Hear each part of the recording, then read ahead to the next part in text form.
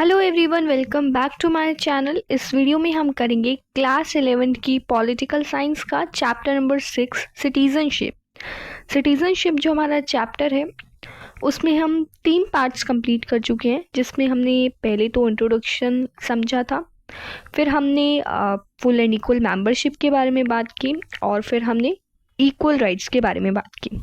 ठीक है, अगर आपको उन वीडियोस से रिलेटेड कोई भी डाउट है तो आप कमेंट करके पूछ सकते हैं, और अगर आपको वो वीडियोस देखनी है तो उनका लिंक भी आपको डिस्क्रिप्शन बॉक्स में मिल जाएगा। ठीक है, और इसकी एक अलग से प्लेलिस्ट भी मिल जाएगी। ओके, सो उसमें हमने क्या क्या पढ़ा था? हमने मार्टिन लूथर जो थे उनके आइडिया के बारे में भी पढ़ा था, राइट। तो अब हमारा टॉपिक है citizen and nation. Citizen and nation, पहले तो नाम से चलते हैं।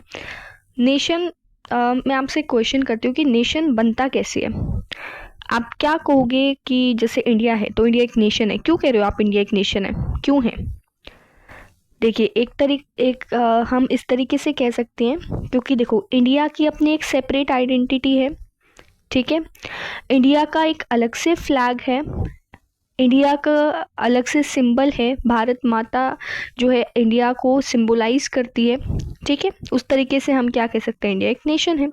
उसी तरीके से अलग अलग जो कंट्रीज़ होती हैं वो अपने आप को नेशन कहती हैं। अलग अलग जो कंट्रीज़ हैं वो अपने आप को रिप्रेजेंट करती है कुछ सिंबल्स के थ्रू, उनका कुछ नेशनल फ्लैग होता है उसके थ्रू।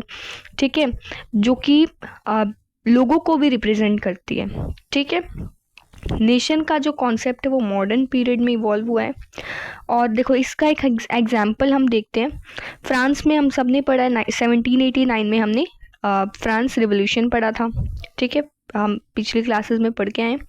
तो revolutionaries in France in 1789, France एक बेस्ट एग्जाम्पल हो सकता है क्योंकि फ्रांस में क्या था, आइडियाज़ थे। ठीक है, जैसे ला पैट्री, ले सिटॉयन, ये सब आपने पढ़ा होगा। अलग अलग वहाँ पर आइडेंटिटीज़ जो है बननी शुरू हो गई थी, यानी कि नेशन को रिप्रेजेंट करने की आइडेंटिटी बननी शुरू हो गई थी। ठीक है, ताकि एक सेंस ऑफ कलेक्टिवनेस जो है वो लोगों में आ सके। नेशन स्टेट क्लेम करती है that their boundaries define not just a territory. ठीक है, नेशन स्टेट्स वो स्टेट्स होती हैं जो एक मतलब जिसकी बाउंड्रीज जो है वो सिर्फ ये नहीं दर्शाती कि वो एक टेरिटरी है, बल्कि एक यूनिक कल्चर वहाँ का होता है, एक अलग से उनकी हिस्ट्री होती है। ठीक है, हर एक नेशन के पीछे एक अलग से हिस्ट्री होती है। एंड द नेशनल आइडेंटिटी में बी एक्सप्रेस, जो नेशनल आइडेंटिटी है उसको हम एक्सप्रेस कर सकते हैं फ्लैग के थ्रू, या फिर नेशनल एंथम के थ्रू, नेशनल लैंग्वेज के थ्रू। ठीक है, और भी काफ़ी सारी प्रैक्टिसेस होती हैं जिनके थ्रू हम नेशन को रिप्रेजेंट कर सकते हैं। अब जो कुछ मॉडर्न स्टेट्स हैं include people of different religion. जैसे हम इंडिया का ये एग्जांपल लेकर देखें तो ऐसा नहीं है कि इंडिया में सिर्फ हिंदू धर्म के लोग रहते हैं। इंडिया में डाइवर्सिटी है। उसी तरीके से बाकी जो देश हैं वो पूरे तरीके से हम ये नहीं कह सकते कि वहाँ पर एक ही रिलीजन को फॉलो किया जाता है, वहाँ पर अलग, या फिर एक ही लैंग्वेज को फॉलो किया जाता है। वहाँ पर अलग अलग लैंग्वेज बोलने वाले लोग रहते होंगे, अलग अलग रिलीजन के लोग रहते होंगे, अलग अलग उनकी कल्चरल ट्रेडिशंस होंगे। ठीक है, लेकिन जो नेशनल आइडेंटिटी है ना of a democratic state is suppose to provide citizen with a political identity. एक डेमोक्रेटिक स्टेट की एक नेशनल आइडेंटिटी होती है जो कि सब लोगों को रिप्रेजेंट करती है। ठीक है, जो कि सारे लोग उस चीज़ को एक्सेप्ट करते हैं। जैसे हम हैं तो हमारा इंडिया का फ्लैग है। ठीक है, तो हम क्या करते हैं, अपने फ्लैग को मानते हैं और वो हम हमारे पूरे इंडिया को रिप्रेजेंट करता है। अब ये नहीं है कि इंडिया में किसी एक रिलीजन को रिप्रेजेंट करता है या फिर किसी एक लैंग्वेज बोलने वाले ग्रुप को रिप्रेजेंट करता है, सबको रिप्रेजेंट करता है। ठीक है, democratic states usually try to define their identity so that it is as inclusive as possible। जो democratic states हैं वो आइडेंटिटी, जो खुद की आइडेंटिटी होती है उसको डिफाइन करने की कोशिश करती है। ठीक है, ताकि वो इंक्लूसिव हो सके। ठीक है, यानी कि सारे जो लोग हैं उसमें इंक्लूड हो सके, हर टाइप के लोग जो हैं उसमें इंक्लूड हो सके, वेदर वो दूसरी लैंग्वेज बोलते हैं या फिर दूसरे कल्चर से बिलोंग करते हैं, दूसरे रिलीजन से बिलोंग करते हैं। दैट इज़ जो अलो करते हैं सिटीजन्स को अपने आप को आइडेंटिफाई करने के लिए as part of the nation. But in practice most countries tend to define their identity in a way which makes it easier for some citizens to identify with the state than others. जो states होती है यानी कि जो countries होती है वो अपनी आइडेंटिटी को इस तरीके से डिफाइन करती है कि लोगों के लिए ईजी हो जाए समझना, ठीक है। And it may also make it easier for the state to extend citizenship to some people and not others. अब स्टेट्स में ये भी होता है कि कुछ लोगों को सिटीजनशिप वो प्रोवाइड कर देते हैं और कुछ लोगों को सिटीजनशिप प्रोवाइड नहीं करते हैं, ठीक है। This would be as true of the United States, which prides itself on being a country of immigrants as any other country. अब जो यूनाइटेड स्टेट्स है वो क्लेम करती है कि वो कंट्री है इमिग्रेंट्स की। फ्रांस में क्या है, फ्रांस एक ऐसी कंट्री है जो अपने आप को क्लेम करती है कि वो सेक्युलर भी है और इंक्लूसिव भी है।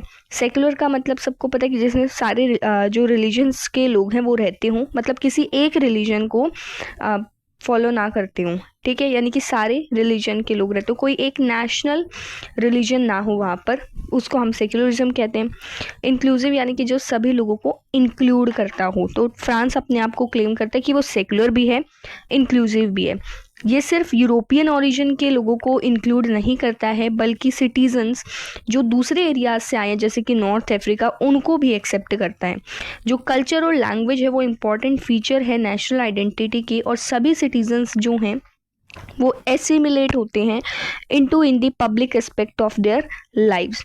दे may however retain their personal beliefs and practices in their private lives. They may, however, retain their personal beliefs and practices in their private lives. तो देखो, जो पब्लिक एस्पेक्ट होते हैं और जो प्राइवेट एस्पेक्ट्स होते हैं तो उनको हमें अलग रखना होगा, ठीक है।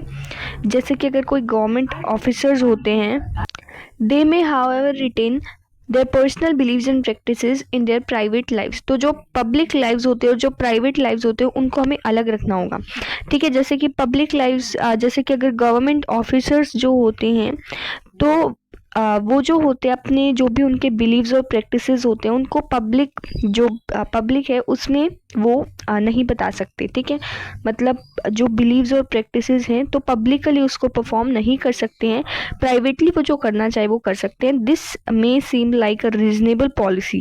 ये रीजनेबल तो लगती है ये पॉलिसी, लेकिन हमेशा ये इतनी सिंपल नहीं होती ये डिफाइन करना कि पब्लिक क्या है और प्राइवेट क्या है।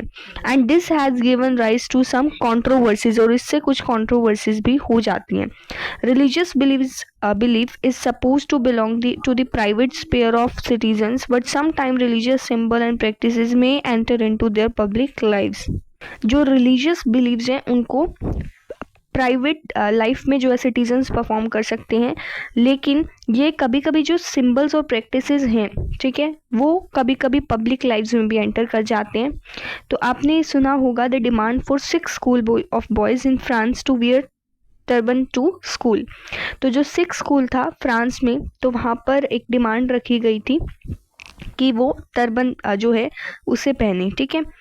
And Muslim girls to wear the head scarf with their school uniforms. और यहाँ पर ये भी डिमांड रखी गई थी कि जो मुस्लिम गर्ल्स हैं वो स्कार्फ पहनती है, एंड दिस वाज डिसअलाउड। लेकिन ऐसी कोई परमिशन उनको नहीं मिली थी, ठीक है, क्योंकि ये कुछ रिलीजियस ये जो पर्सनल सिंबल्स होते तो इसको पब्लिक लाइफ में ये एंटर कर रहे थे, तो इसलिए ये जो प्रैक्टिसेस हैं इसको डिसअलाउ किया गया। And those whose religion did not demand such practices naturally did not face the same problem. और जो religions जिन्होंने ऐसी कोई practices को डिमांड नहीं की थी तो उनको कोई ऐसी प्रॉब्लम नहीं फेस करनी पड़ी। The assimilation into national culture would be easier for some group than for the others.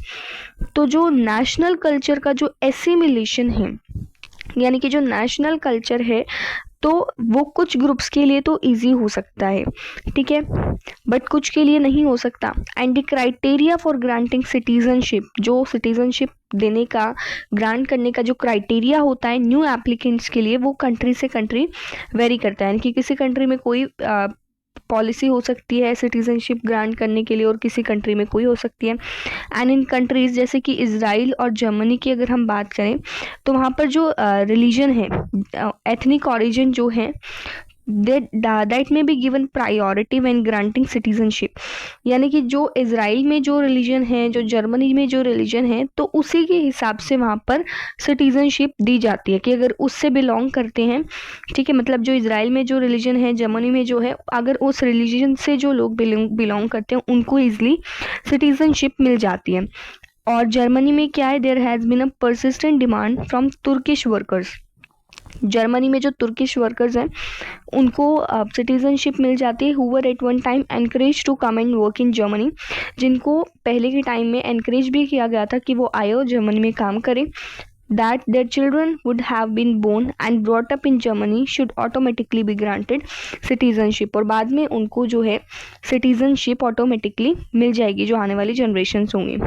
This is still being debated, लेकिन अभी भी यहाँ पर डिबेट चल रही है। तो यहाँ पर कुछ ही एग्जाम्पल थे रेस्ट्रिक्शंस की जो काइंड है उनके, विच में be placed on citizenship even in democratic countries which pride themselves on being inclusive. तो कुछ एग्जाम्पल्स यहाँ पर हैं किसके रेस्ट्रिक्शंस के, जो रेस्ट्रिक्शंस लगाई जाती है सिटीजनशिप पर, ठीक है, डेमोक्रेटिक कंट्रीज़ में भी लगाई जाती हैं। अब इंडिया की बात करते हैं तो इंडिया में हम सब जानते हैं सेकुलर स्टेट है, डेमोक्रेटिक है, नेशन स्टेट है, ठीक है। और जो मूवमेंट है इंडिपेंडेंस के लिए, तो वो वहाँ उस टाइम पर जो इंडिपेंडेंस है उसको पाने के लिए बहुत ज़्यादा मूवमेंट्स हुई थी, बहुत ज़्यादा अटेम्प्ट्स थे, ठीक है, ताकि जो लोग हैं उनको एक साथ लाया जा सके, अलग अलग रिलीजन्स के, रीजन्स के और कल्चर्स के जो भी लोग हैं। जैसे हमने 10th क्लास में भी एक चैप्टर पढ़ा था नेशनलिज्म इन इंडिया, उसमें हमने क्या देखा था कि एट द लास्ट टाइम पर क्या हो गया था, कुछ जो लोग हैं उनको एक साथ लाने के लिए, सभी लोगों को एक साथ लाने के लिए वहाँ पर नेशनल आइडेंटिटी को बनाया गया था। अलग अलग सिंबल्स जो हैं जो देश को रिप्रेजेंट करते हैं वो लाए गए थे, राष्ट्रगान जो है वो बनाया गया था, राष्ट्रगीत बनाया गया था, ठीक है, ताकि जो लोग हैं उनको एक साथ लाया जा सके। नेशनल फ्लैग भी बनाया गया था। And true partition of the country did not take place in 1947, did take place in 1947 when differences with the Muslim League could not be resolved, but this only strengthened the resolve of the Indian national leaders to maintain the secular and inclusive character of the Indian nation state they were continued committed to build। अब जब यहाँ India में जब 1947 में partition हुआ था, तो जो मुस्लिम जो पाकिस्तान था, तो वहाँ पर तो ये कहा गया कि सिर्फ मुस्लिम रिलीजन से जो बिलोंग करते हैं वही लोग, उन्हीं को सिटीजनशिप मिलेगी, ठीक है। लेकिन इंडिया में क्या था, इंडिया ने हर टाइप के लोगों को एक्सेप्ट किया, चाहे वो किसी भी रिलीजन से बिलोंग करते हो, चाहे वो मुस्लिम हो, हिंदू हो, क्रिश्चियन हो या फिर कोई भी रिलीजन से बिलोंग करते हो, लेकिन इंडिया में जो है सबको एक्सेप्ट किया गया। अब इससे जो इंडिया था उसमें नेशनल आइडेंटिटी जो है वो आई, और सेक्युलर स्टेट जो है इंडिया सेक्युलर स्टेट बना, इंक्लूसिव बना, ठीक है। And this resolve was embodied in the constitution, और कॉन्स्टिट्यूशन में भी ये सारी चीज़ें मेंशन की गई है कि इंडिया एक सेक्युलर कंट्री है। Indian constitution attempted to accommodate a diverse society. अब इंडियन कॉन्स्टिट्यूशन में क्या लिखा हुआ है कि इंडिया क्या है, एक डाइवर्स सोसाइटी है, और to maintain just few of these diversities it attempted to provide full and equal citizenship to the groups as different as scheduled caste, scheduled tribe, many women who had not previously enjoyed equal rights। अब इस diversity को maintain करने के लिए, ठीक है, क्या किया गया, फुल और इक्वल मेंबरशिप, फुल और इक्वल सिटीजनशिप जो है वो लोगों को प्रोवाइड की गई, चाहे वो लोग शेड्यूल कास्ट से बिलोंग करते हो, शेड्यूल ट्राइब से बिलोंग करते हो, ठीक है, सबको प्रोवाइड की गई, चाहे वो वुमेन हो, सबको इक्वल राइट्स भी मिले। Some remote communities in the Andaman and Nicobar Islands who had little contact with modern civilization and many others। अब ये जो कंट्री थी, जो रिमोट कम्युनिटीज़ थी, ठीक है, जैसे कि अंडमान और निकोबार आइलैंड, तो ये वाले जो एरियाज़ थे जहाँ पर मॉडर्न सिविलाइजेशन नहीं था, कोई कांटेक्ट नहीं था उससे, तो यहाँ पर भी क्या किया गया, सबको इक्वल राइट्स प्रोवाइड किए गए। And it also attempted to find a place for the different languages, religion and practices found in different parts of the country. ठीक है। और जैसे कि हमारे इंडिया में अलग अलग लैंग्वेज के बोलने वाले लोग रहते हैं, रिलीजन से, और अलग अलग प्रैक्टिसेस जो हैं लोग फॉलो करते हैं, तो ये भी हमारे इंडिया में ये सारी चीज़ें भी मिलती हैं। And it had to provide equal right to all. और हमारा जो कॉन्स्टिट्यूशन है, हमारी जो गवर्नमेंट है, उसे हम सबको इक्वल राइट्स प्रोवाइड करने पड़ेंगे, बिना लोगों को फोर्स किए कि वो अपने पर्सनल बिलीफ जो हैं, जो लोग बिलीव करते हैं, जो रीजनल प्रैक्टिसेस में जो लोग बिलीव करते हैं, जो लैंग्वेज में वो बिलीव करते हैं, तो इन सबको छोड़ने के लिए कोई भी गवर्नमेंट हमें फोर्स नहीं कर सकती है, बिकॉज ये हमारा राइट है। And it was therefore a unique experiment which was undertaken through the constitution. और एक ये सबसे यूनिक, हम कह सकते हैं कि पूरे वर्ल्ड में सबसे यूनिक एक एक्सपेरिमेंट है जो हमारे कॉन्स्टिट्यूशन ने किया है इंडिया में, ठीक है। And the Republic day parade in Delhi symbolizes the attempt of the state to include the people of different region, culture and religions। अब जैसे कि जो रिपब्लिक डे होता है तो उसमें भी हम देखते हैं कि परेड होती है दिल्ली में, तो वहाँ पर भी हर टाइप के लोग होते हैं, अलग अलग रीजन से आते हैं, अलग अलग कल्चर के होते हैं, अलग अलग रिलीजन को फॉलो करते हैं, एंड अलग अलग लैंग्वेज बोलते हैं। जो प्रोविजंस है सिटीजनशिप को लेकर कॉन्स्टिट्यूशन में, तो वो कहाँ मिल सकता है? In part 2 and in subsequent laws passed by the parliament, ठीक है। जो प्रोविजंस है सिटीजनशिप को लेकर, तो वो कहाँ मिलते हैं? वो मिलते हैं हमारे कॉन्स्टिट्यूशन के पार्ट 2 में, ठीक है। और कुछ लॉज जो है इससे रिलेटेड पार्लियामेंट भी पास करती है। और जो कॉन्स्टिट्यूशन है उसने डेमोक्रेटिक और इंक्लूसिव नोशन जो है, इंक्लूसिव आइडिया जो है सिटीजनशिप का, उसको अडॉप्ट किया है। इंडिया में जो सिटीजनशिप है उसको कैसे हम अडॉप्ट कर सकते हैं, ठीक है। कैसे हम कह सकते हैं कि हमारे पास सिटीजनशिप है? बाय बर्थ या तो हमारे पास हो, डिसेंट, रजिस्ट्रेशन हमने करा रखा हो, नेचुरलाइजेशन, इंक्लूजन ऑफ टेरिटरी, ठीक है। तो इस तरीके से कुछ हम कह सकते हैं अटेम्प्ट्स है सिटीजनशिप को पाने की। The rights and obligation of citizen are listed in the constitution. जो राइट्स हैं, जो ऑब्लिगेशंस हैं सिटीजन्स की, जो ड्यूटीज़ हैं, वो सारी चीज़ें कॉन्स्टिट्यूशन में मैंशनड है। एंड यहाँ पर प्रोविजन भी है कि जो स्टेट है वो किसी भी सिटीजन को रिलीजन के बेस पर, race, caste, sex, place of birth या फिर किसी भी चीज़ के बेसिस पर डिस्क्रिमिनेट नहीं कर सकती है। The right of religious and linguistic minorities are also protected. और ये जो राइट्स है रिलीजियस और लिंग्विस्टिक माइनॉरिटीज़ को, ये सारे राइट्स जो हैं इनके, ये भी प्रोटेक्ट किए जाते हैं। ये भी हमारा राइट है कि ये सारी चीज़ें प्रोटेक्ट की जाएं। However, even such inclusive provision have given rise to struggles and controversies। लेकिन कभी कभी हमने देखा है कि इंडिया में controversies भी हो जाती है, रिलीजन के बेसिस पर होती है, लैंग्वेज के बेसिस पर भी कभी कभी हो जाती है, ठीक है। वुमेन्स मूवमेंट, दलित मूवमेंट, ये कुछ मूवमेंट्स बताई जा रही हैं जो कि इंडिया में हुई हैं।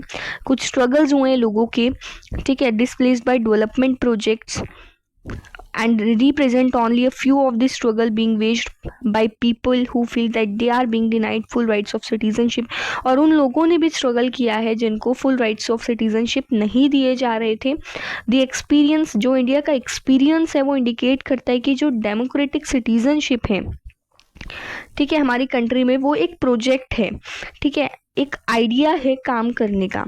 नए नए इश्यूज जो हैं वो रेज किए जाते हैं सोसाइटीज़ में, जैसे जैसे सोसाइटी चेंज होती रहती है, ठीक है, टाइम के अकॉर्डिंग नई नई डिमांड्स जो है वो बढ़ती जाती है ग्रुप्स के द्वारा, ठीक है। जो मार्जिनलाइज फील करते हैं, जो अपने आप को थोड़ा सा डाउनवर्ड फील करते हैं, एंड डेमोक्रेटिक स्टेट में ये जो डिमांड है ये क्या होती रहती है, इन पर डिस्कशन होते रहते हैं, ठीक है। ओके, तो ये जो हमारा टॉपिक था ये कंप्लीट हो गया। अगर आपको इससे रिलेटेड कोई भी डाउट है तो आप कमेंट करके पूछ सकते हैं। और अगर आप इस चैनल पर नए हैं तो इस चैनल को सब्सक्राइब ज़रूर कीजिएगा। साथ ही साथ इस वीडियो को जितना ज़्यादा हो सके उतना ज़्यादा शेयर कर दीजिए, ताकि ऐसी वीडियोज़ आपके लिए आती रहें। और बाद में जो है इस चैप्टर के आपको MCQs में मिल जाएंगे, ठीक है। तो मिलते हैं अपनी नेक्स्ट वीडियो में। Thank you.